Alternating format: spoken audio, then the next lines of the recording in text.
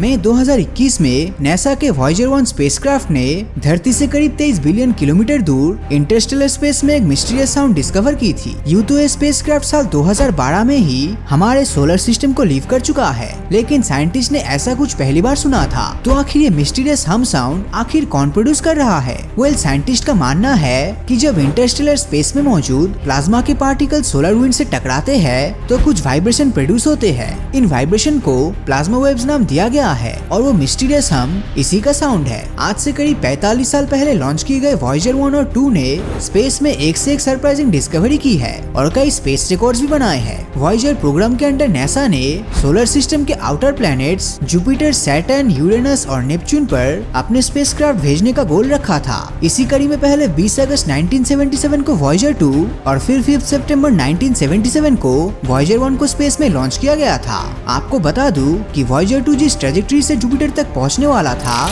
उसमें वॉयेजर 1 के कंपैरिजन में ज्यादा टाइम लगने वाला था। यही कारण है कि वॉयेजर 2 को वॉयेजर 1 से 16 दिन पहले लॉन्च किया गया था। वॉयेजर 1 और 2 ने मिलकर न सिर्फ आउटर सोलर सिस्टम के प्लैनेट्स को विजिट करने का अपना गोल अचीव किया, बल्कि वो आज भी दूर अंतरिक्ष में सैर कर रहा है। वॉयेजर 2 ऐसा पहला स्पेसक्राफ्ट बना था जिसने चारों आउटर प्लैनेट्स को विजिट किया था। हम इंसान सिर्फ यही मानते थे कि सोलर सिस्टम में सिर्फ शनि ग्रह के ही रिंग्स होते हैं, लेकिन वॉयेजर 2 ने जुपिटर, यूरेनस और नेपच्यून के अराउंड भी रिंग सिस्टम डिस्कवर किया था। वॉयेजर 1 और 2 ने मिलकर आउटर सोलर सिस्टम के कई अननोन चांद की खोज की थी। इनमें जुपिटर के 3, सैटर्न के 4, यूरेनस के 11 और नेपच्यून के 6 नए मून शामिल है। वॉयेजर 1 ने जुपिटर पर कई ऐसी डिस्कवरीज की थी जिनके बारे में हम सोच भी नहीं सकते थे। एग्जाम्पल के लिए इसने जुपिटर के लाइटनिंग को ऑब्जर्व किया था। जुपिटर के चांद आयु पर वॉयेजर 1 ने एक्टिव वोल्केनोस को देखे थे और शनि ग्रह के चांद टाइटन पर नाइट्रोजन रिच एटमॉस्फेयर को ढूंढने वाला भी वॉयेजर 1 ही था। हम इंसान हमेशा से यही सोचते थे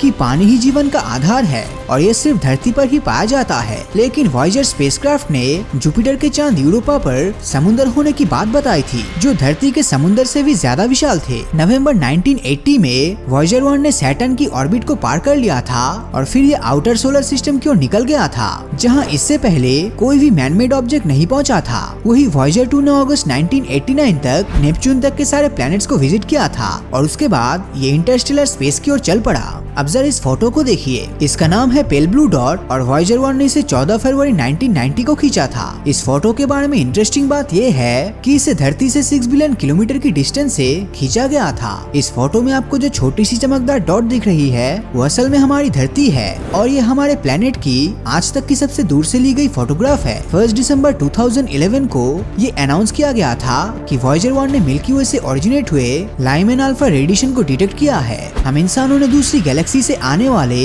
इस रेडिएशन को पहले डिटेक्ट तो किया था, लेकिन सोलर विंड्स के इंटरफेरेंस के कारण हम मिल्की वे से ओरिजिनेट हुई रेडिएशन को डिटेक्ट नहीं कर पाए थे। अगस्त 2012 को वॉयेजर 1 सोलर सिस्टम के हीलियोपॉस को पार करने वाला पहला स्पेसक्राफ्ट बना था। हीलियोपॉस सोलर सिस्टम के अराउंड मौजूद वो बबल होता है जहां तक सूरज की मैग्नेटिक फील्ड का इन्फ्लुएंस देखने को मिलता है। फिलहाल वॉयेजर 1 धरती से 23.26 बिलियन किलोमीटर दूर पहुंच चुका है और लगातार आगे बढ़ता जा रहा है। अब अगर बात करें वॉयेजर 2 की, तो 5 नवंबर 2018 को इसने भी सोलर सिस्टम के हीलियोपॉस को क्रॉस कर लिया था और ये इंटरस्टेलर स्पेस में एंटर हो गया। ये स्पेसक्राफ्ट धरती से इतनी ज्यादा दूरी पर है कि वॉयेजर 1 तक एक सिग्नल भेजने में 21 घंटों का समय लगता है और वॉयेजर 2 के लिए भी ये समय कम से कम 13 घंटे का होता है। इन वॉयेजर स्पेसक्राफ्ट्स ने अपने इनिशियल गोल्स को 1990s में ही खत्म कर लिया था। आज ये जो कुछ भी डिस्कवर कर रहा है और जो अचीवमेंट्स हासिल कर रहा है, ये सब हमारे लिए बोनस है। इन स्पेसक्राफ्ट के ज्यादातर इंस्ट्रूमेंट को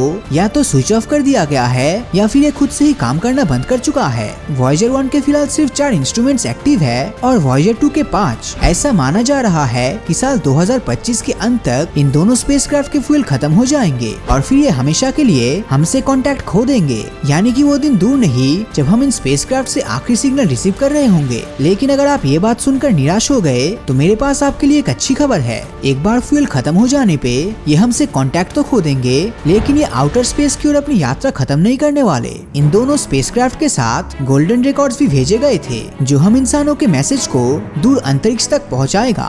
गोल्डन रिकॉर्ड्स असल में gold plated audio visual disc है, जिनमें धरती की लोकेशन, यहाँ पर रहने वाले इंसान, जीव जंतु और उनकी वॉइसेस, हमारे डीएनए की इंफॉर्मेशन और ऐसी कई चीजें रिकॉर्ड है। अगर फ्यूचर में कोई एडवांस्ड एलियन सिविलाइजेशन इन स्पेसक्राफ्ट को कैप्चर कर लेती है, तो इन गोल्डन रिकॉर्ड्स के थ्रू वो हमारी धरती और यहाँ पर मौजूद जीवन को जान सकेंगे। यहाँ मैं आपको बता देना चाहता हूँ कि अगर ये स्पेसक्राफ्ट अपनी जर्नी में किसी दूसरे ऑब्जेक्ट से नहीं टकराते हैं, तो ये हमेशा के लिए आगे बढ़ते ही रहेंगे। एग्जाम्पल के लिए वॉयेजर 1 आज से 300 साल बाद सोलर सिस्टम के ऑर्ट क्लाउड में एंटर हो जाएगा और 30,000 साल बाद ऑर्ट क्लाउड की बाउंड्री को क्रॉस कर लेगा। अगर ये उस समय भी आज वाली स्पीड से चलता रहा, तो आज से 40,000 साल बाद ये ग्लीस 445 स्टार से सिर्फ 1.6 लाइट ईयर की दूरी से गुजरेगा और आज से 3 लाख साल बाद M3V स्टार तक पहुंच जाएगा। ऐसा माना जा रहा है कि अगर वॉयेजर 2 इसी स्पीड से कॉन्स्टेंटली आगे बढ़ता गया, तो आज से 2,96,000 साल बाद ये आसमान में चमकने वाले सबसे ब्राइटेस्ट स्टार सीरियस के पास से भी गुजरेगा। वॉयेजर 1 और 2 स्पेसक्राफ्ट अनडाउटेडली ह्यूमन हिस्ट्री के सबसे सक्सेसफुल स्पेस एक्सप्लोरेशन मिशन में शामिल है। आज हम आउटर सोलर सिस्टम और इंटरस्टेलर स्पेस के बारे में जो कुछ भी जानते हैं, उसका क्रेडिट इन्हीं स्पेसक्राफ्ट को जाता है। वैसे आप इसके बारे में क्या सोचते हैं? क्या अपने बचे हुए सालों में भी ये स्पेसक्राफ्ट कोई धमाकेदार डिस्कवरी करके जाने वाला है? अपनी राय नीचे कमेंट करके जरूर बताएं। और अगर ये वीडियो आपको अच्छा लगा हो, तो इस वीडियो को लाइक और अपने दोस्तों के साथ शेयर करना मत भूलना। और अगर अभी तक आपने हमारे चैनल को सब्सक्राइब नहीं किया है, तो सब्सक्राइब करके नोटिफिकेशन बेल को ऑन कर दीजिए, क्योंकि मैं ऐसी वीडियोस हर हफ्ते लाता रहता हूँ। तो मिलता हूँ आपसे अगले वीडियो में, और हमेशा की तरह थैंक्स फॉर वॉचिंग।